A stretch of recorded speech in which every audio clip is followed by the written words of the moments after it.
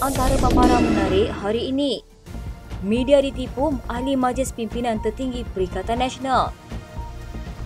Hishamuddin sifatkan pelawaan UMNO hanya sindiran. KJ beserta 10 pemimpin UMNO akan masuk Perikatan Nasional.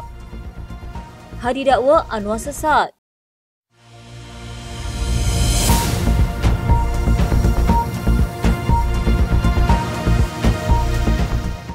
Bekas Setiausaha Agung UMNO Tan Sri Anwar Musa menyindir kepimpinan UMNO kerana dilihat menjadi jurucakap tahniah kepada pemimpin parti yang sebelum ini mencerca mereka.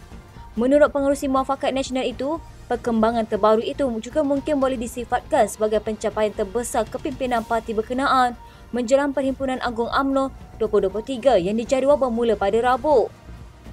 Katanya pencapaian terbesar kepimpinan UMNO menjelang PAU ialah menjadi jurucakap tahniah kepada pencerca-pencerca mereka yang menerima anugerah dengan ahli mereka sendiri berputih mata. Itu namanya menang sorak Parti Tergadai. Sebelum ini kepada bekas pengurusi DAP Lim Kit Siang kerana dianugerahkan Tan Sri sempena ulang tahun Hari Kepeteraan Rasmi yang di-Pertuan Agong Al-Sultan Abdullah Riayatuddin Al-Mustafa Bilal Shah. Susulan itu, beberapa pemimpin UMNO tampil menzahirkan ucapan tahniah kepada Kit Siang, antaranya Ahli Majlis Kerja Tertinggi UMNO Datuk Dr. Muhammad Puan Azhar Kashif dan Ketua Penerangan UMNO Datuk Seri Azalina Osman Said. Sebelum terbentuknya Kerajaan Perpaduan, UMNO dan DAP dilihat menjadi seteru besar susulan ideologi yang berbeza. Tidak sampai separuh daripada ahli Majlis Pimpinan Tertinggi Perikatan Nasional yang terlibat dalam mesyuarat bagi memuktamadkan agihan kerusi pilihan raya negeri yang didakwa berlangsung pada Isnin. Menurut sumber Ibu Pejabat Perikatan Nasional, mesyuarat berkenaan telah berlangsung pada jam 10 pagi dan berakhir jam 1 tengah hari. Ia berbeza dengan maklumat yang diterima pihak media bahawa mesyuarat berkenaan bermula jam 5 petang. Katanya mesyuarat tentang agihan kerusi ada pagi tadi, tapi tak semua MPT hadir. Apa yang saya boleh cakap, tak sampai separuh pun MPT yang hadir. Ditanya adakah mesyuarat berkenaan berjaya memuktamadkan sebarang keputusan berkaitan agihan kerusi PRM, sumber berkenaan bagaimanapun enggan memberi maklumat lanjut. Katanya saya tidak boleh cakap apa-apa tentang mesyuarat. Sebelum itu, beberapa petugas media menunggu seawal jam 4 petang di pekarangan blok Ibu Pejabat PN, namun tiada sebarang kelibat pemimpin PN yang kelihatan. Sebelum ini, Ketua Pengarah Pilihan Raya PN Datuk Seri Muhammad Sanusi Magno dilaporkan berkata, pembahagian kursi dalam kalangan gabungan PN akan dimuktamadkan pada Isnin bagi menghadapi 6 PRM. Menurut beliau, perbincangan mengenai pembahagian kursi itu dijangka selesai kira-kira jam 5 petang. Katanya pembahagian kursi PN esok final di Ibu Pejabat PN di Pabrika Kuala Lumpur. Bekas Ketua Pemuda UMNO Khairi Jamaluddin menjangkakan parti itu akan bungkus dalam pilihan raya di 6 negeri akan datang. Dia berkata demikian sebagai menjawab Presiden UMNO Ahmad Zahid Hamidi dan Setiausaha Agung Ashraf Wajdi Dusuki yang secara sinis menjemput agar bekas ahli parti itu menghadiri Perhimpunan Agung UMNO minggu ini. Katanya PRN UMNO bungkus. Sebelum ini, Khairi dipecat daripada UMNO dan Hishamuddin digantung dalam parti selama 6 tahun. Langkah berkenaan dilihat sebagai usaha menyingkirkan pihak yang tidak sejajar dengan Zahid. Pada Ahad, Zahid berkata mereka yang rindu parti boleh hadir pada PAU sebagai pemerhati, tidak seperti tahun-tahun lepas di mana mereka akan menjadi sebahagian daripada perwakilan rasmi. Sementara itu, Ashraf menyindir bahawa bekas ahli dialu-alukan untuk memperbaharui samping UMNO mereka. Hishamuddin berkata, kenyataan sindiran seperti itu adalah tidak perlu dan mencerminkan mentaliti kepimpinan UMNO sekarang.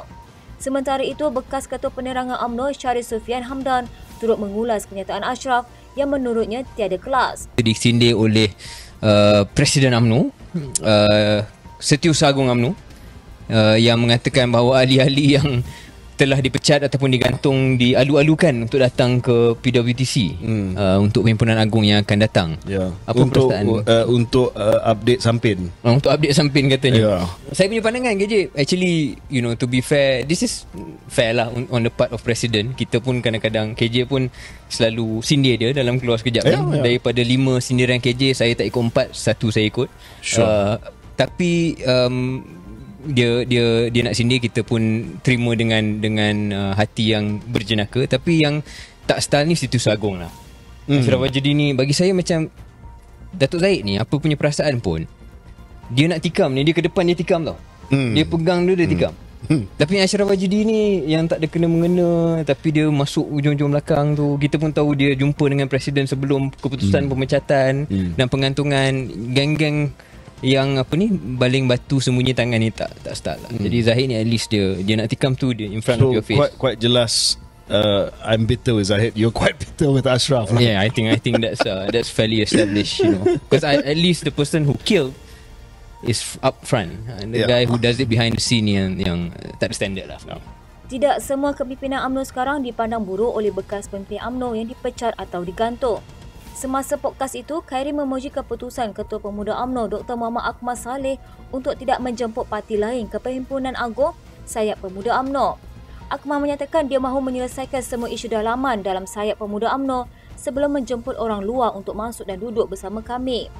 Khairi yang juga bekas Ketua Pemuda UMNO sendiri berkata, ini adalah satu tindakan yang terpuji yang menunjukkan masih terdapat masalah dalam UMNO yang perlu diselesaikan. Ucapkan tahniah kepada Dr. Akmal Saleh, Ketua Pemuda UMNO Malaysia sekarang, dan saya telah menghantar mesej kepada beliau semalam dan saya telah kata tahniah, ini baru pendirian Ketua Pemuda yang berani, yang ada maruah, dan saya kata you are a worthy successor. Yang sebelum dia tu tak worthy lah. Confirm tak worthy. Tak worthy successor. So sebab bagi saya, apa yang disebut oleh Dr. Akmal adalah dia nak selesaikan dahulu hal adik-beradik sebelum menjemput orang luar datang dan masuk ke rumah kita.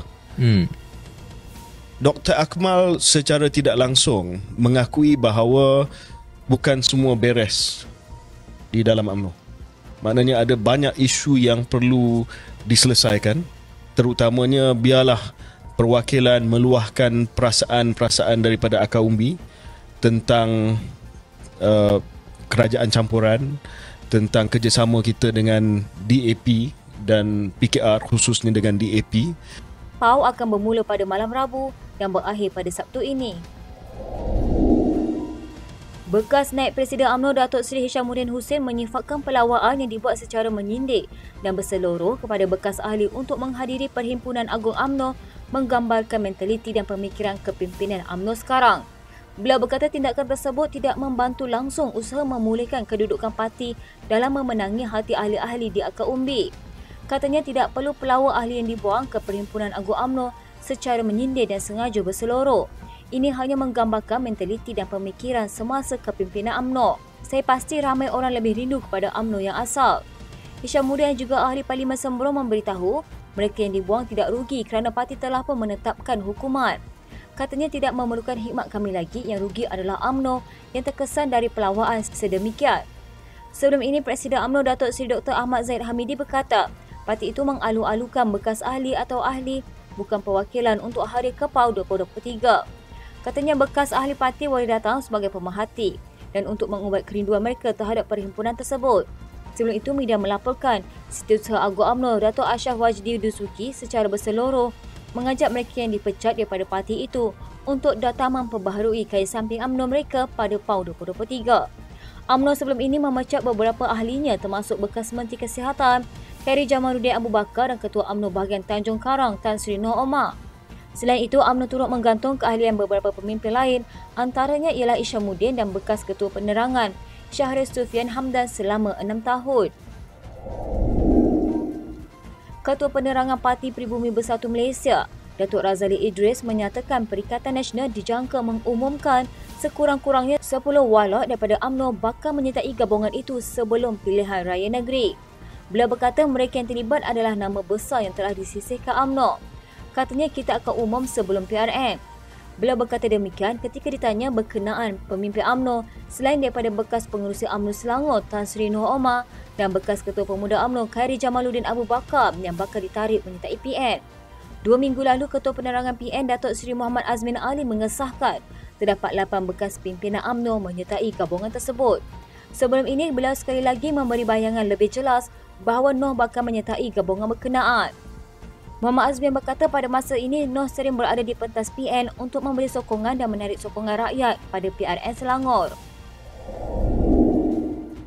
Timbalan Pengerusi Perikatan Nasional Tan Sri Abdul Hadi Awang menganggap kenyataan Perdana Menteri Datuk Seri Anwar Ibrahim mengenai kedudukan ahli Parlimen Melayu dalam kerajaan adalah sebagai sesat. Presiden PAS itu juga berpendapat pertimbangan Anwar itu juga bercanggah dengan kepimpinan melalui teladan Rasulullah.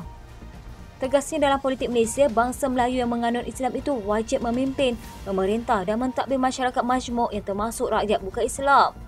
Katanya media melaporkan kenyataan yang dibuat oleh PMX, Anwar Ibrahim yang menganggap dakwaan Presiden PAS Abdul Hadi Awang mengenai kedudukan ahli Parlimen Melayu dalam kerajaan merupakan perkiraan yang tidak betul.